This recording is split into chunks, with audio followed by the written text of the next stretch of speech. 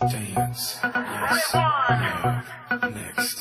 Dance, dance, yes, no, next. O povo foge da ignorância apesar de viver tão perto dela e sonham com melhores tempos idos, contemplam esta vida numa cela. Esse é um trecho da canção Admirável Gado Novo, de Zé Ramalho, que é a música preferida do meu entrevistado de hoje. Natural de Campinas, interior de São Paulo, com 41 anos de idade, há 19 anos trabalha como agente penitenciário. Em 2011, se mudou definitivamente para Taubaté, onde exerce a função de coordenador do sindicato da sua categoria. Casado com Rose, também agente penitenciária, ele é sindicalista há 17 anos e coleciona em seu currículo grandes protestos, muitos deles com repercussão na mídia. Da popularidade sindicalista, foi para a política partidária. É filiado ao PSOL, Partido Socialismo e Liberdade. Atualmente é uma liderança do partido na região e foi considerado o homem-bomba das eleições municipais do ano passado, quando foi candidato a prefeito da cidade de Taubaté. O meu entrevistado de hoje é Gênesis de Andrade. Gênesis, seja bem-vindo. Estava com saudade de você, viu? Sumido. Gênesis, o seu temperamento um tanto quanto polêmico ficou mais conhecido na campanha eleitoral do ano passado. Você foi considerado o homem-bomba das eleições. Mas o seu temperamento, assim, um tanto quanto tempestivo, já vem de longo tempo. Uma vez você interrompeu por 48 segundos um discurso do governador Geraldo Alckmin. Eu quero saber o que você falou para o governador nessa ocasião. Boa noite, Monique. Boa noite a todos os telespectadores do programa da Monique. Na verdade, eu estava em casa e fiquei sabendo que o governador iria até próximo da minha casa inaugurar um Banco do Povo, né? E eu, indignado com a situação calamitosa que nós vivemos no sistema prisional paulista, eu como servidor penitenciário e sofredor dessa situação que acaba sendo um mero refém dentro de um presídio paulista, eu interrompi o discurso dele quando ele citou sobre o sistema prisional, que sempre ele diz que destruiu o Carandiru, que ele humanizou o sistema prisional, colocando esses presos em penitenciárias e CDPs.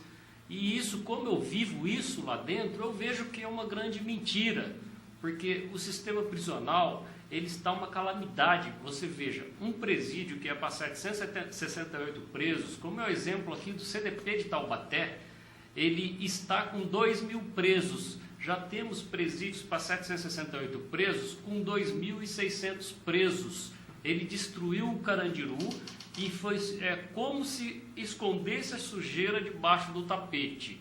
O Carandiru ficava no centro da capital paulista, na região central, né? As cadeias públicas também que ele destruiu, que são mais de 300, ficam nas regiões centrais. Ele fechou porque ficava à vista dos olhos, aos olhos da sociedade, enquanto os presídios, a maioria, ficam no meio do mato.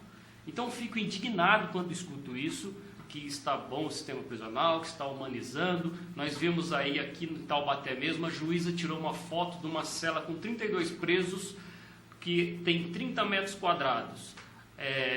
Essa foto só existe porque a juíza tirou, porque o Estado de São Paulo não autoriza a imprensa a entrar dentro de um presídio. Inclusive o CNJ, o Conselho Nacional de Justiça, foi visitar os presídios paulistas e não foi autorizado a entrar com a imprensa. Eles queriam levar a imprensa para mostrar para a sociedade. Tudo que é público tem que ter transparência. Então um presídio tem que ser transparente também. A sociedade tem que ver o que acontece, né? Então eu fico muito indignado com essa situação e foi diante disso que fiz esse protesto e muitos outros que fiz também. Mas você lembra exatamente o que você disse para o governador? Sim, justamente. Eu disse sobre isso, que ele destruiu o Carandiru e não adiantou nada, né? Escondeu os presos como se estivesse escondendo a sujeira debaixo do tapete, né, colocando nos presídios. Por mais que a pessoa pense, mas os presos têm que morrer, os presos têm que isso, têm que aquilo, não se esqueça que não existe pena de morte no país e que esses presos vão sair um dia, e muito pior do que entrou, porque ali são verdadeiras fábricas de monstros. Você dizendo isso, você diz para mim claramente que o sistema prisional brasileiro está falido. Sim, justamente. O sistema brasileiro, inclusive, também, porque o sistema prisional é responsabilidade do Estado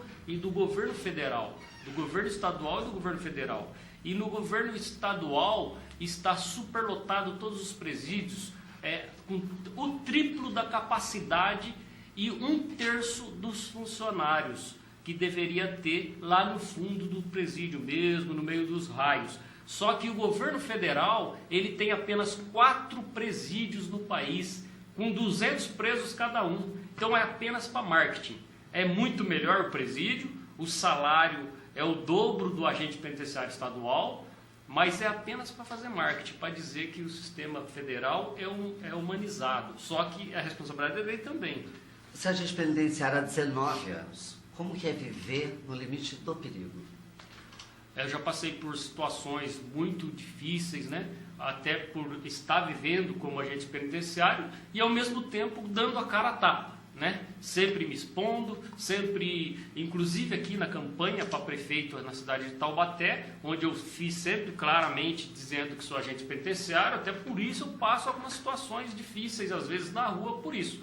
Não pela campanha, sim por ser agente penitenciário, me tornar conhecido como agente penitenciário. Mas é terrível, existem riscos de rebeliões, riscos de ser agredido ou de ser assassinado na rua apenas por ser agente penitenciário, não porque você fez alguma coisa.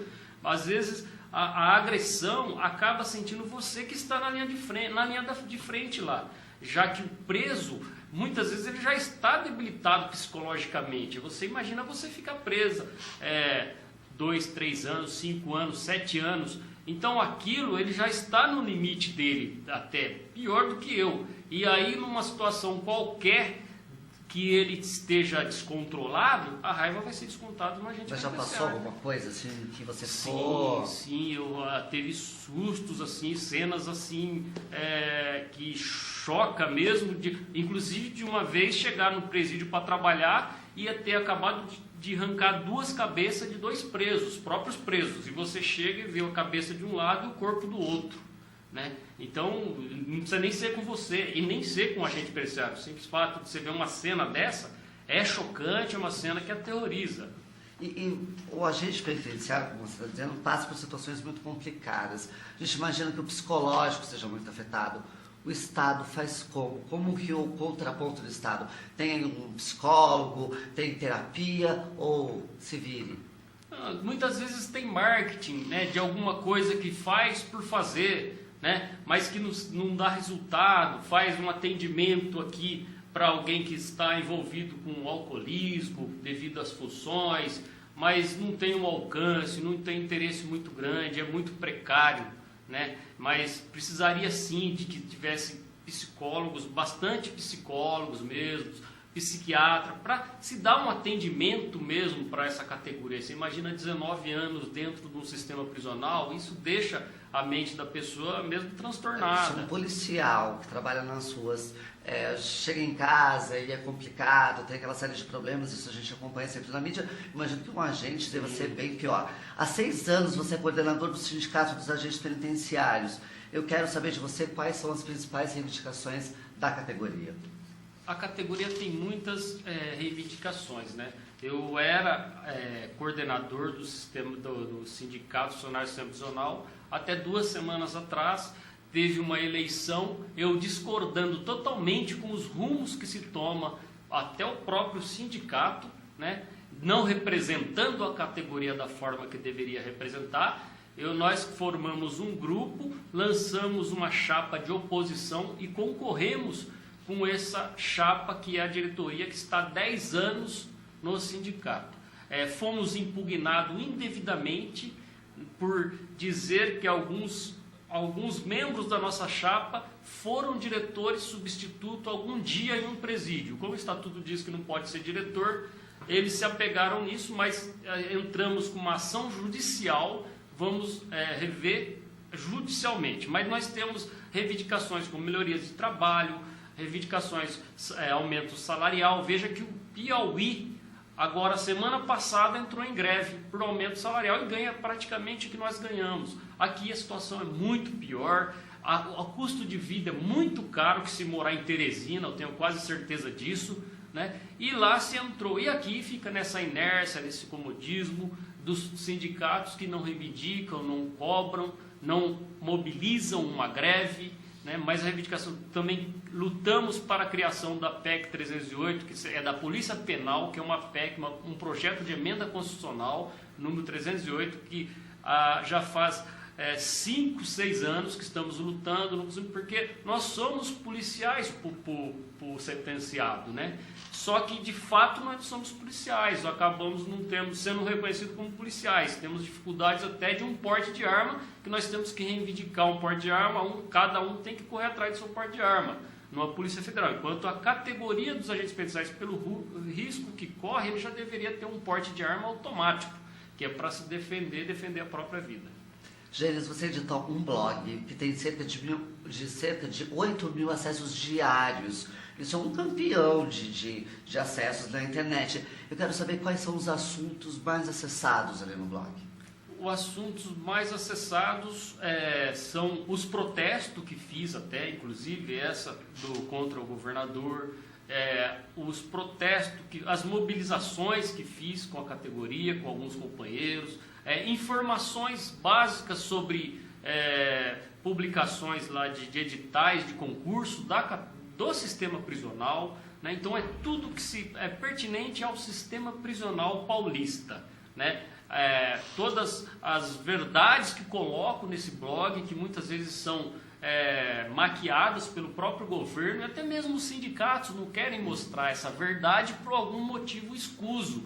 Então ali tem as verdades, e o blog tem o meu próprio nome, Gênesis de Andrade, e também divulgo muito nas redes sociais, no Facebook, e vivo para isso. Inclusive dia de folga eu acabo me concentrando muito nesse blog, eu gosto de postar, gosto também de socializar as informações com até os concursandos que estão aguardando vaga, que querem prestar um concurso no sistema prisional. Já teve alguma postagem, teve uma repercussão fora da internet, assim, que você notou que foi além do mundo virtual, alguma coisa do tipo, uma repercussão grande, as pessoas te ligarem e comentarem com você, e te chamarem, até dentro entre seus colegas de trabalho, alguma postagem que você lembre que repercutiu bem?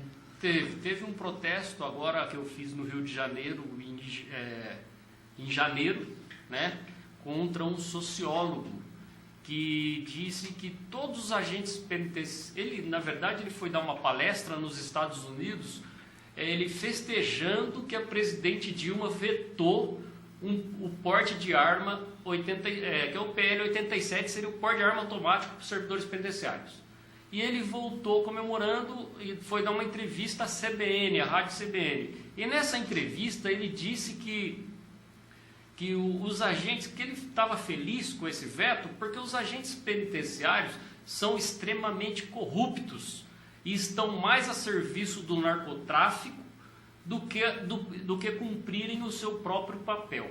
Eu, muito indignado com isso, fui até o Rio de Janeiro, procurei esse sociólogo e não o encontrei, fui maltratado inclusive pelas pessoas que estavam na portaria da ONG que ele é diretor, e deixei um recado para ele, escrevendo na parede que corrupto é ele, né? E com isso eu fui acionado pela Corregedoria do Sistema Prisional, deu muita polêmica, uns concordaram com o que eu fiz, outros não concordaram, né? Então é uma coisa que nunca consegue agradar ninguém. Você está vendo que é polêmico esse rapaz. Daqui a pouco a gente volta com gente de Andrade, porque agora a gente vai entrar no assunto política. E daí esse homem realmente... Dance, yes, move, next, dance.